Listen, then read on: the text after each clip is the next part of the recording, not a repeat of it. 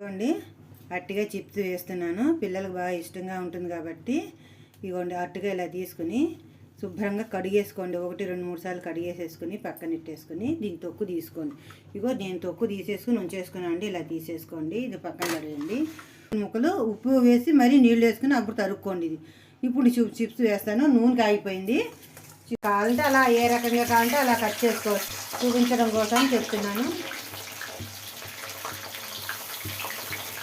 చేసుకోండి. అట్టిగా చిప్స్కి ఇలా ముక్కలు ఎలా పిల్లలు ఎలా వీలుగా ఉన్నారంటే అలా చేసుకోండి. ఇలాగా ఇదిగోండి నూనె ఎక్కల ఇంకా బూరి ముక్కలో వీటిగా ఉంటుంది లోపల.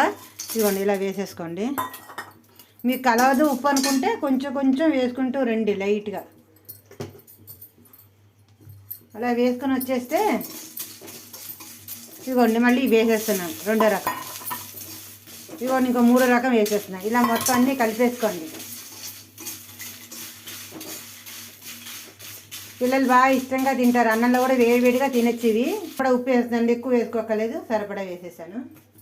ఇది కలుపుకోండి ఉప్పులాగా 4 పక్కలుగా కలుపుకోండి. నూనె వేయక్కర్లేదు. ఇంకా నూనె వేయకండి.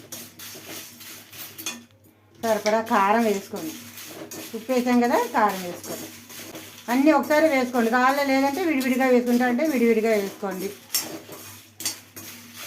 లోతు బేతుల్లో తీసేసుకుని ఉప్పు కారం కలవలేదనుకుంటే అట్టిగా చిప్స్లో ఇలా అనేసుకోండి.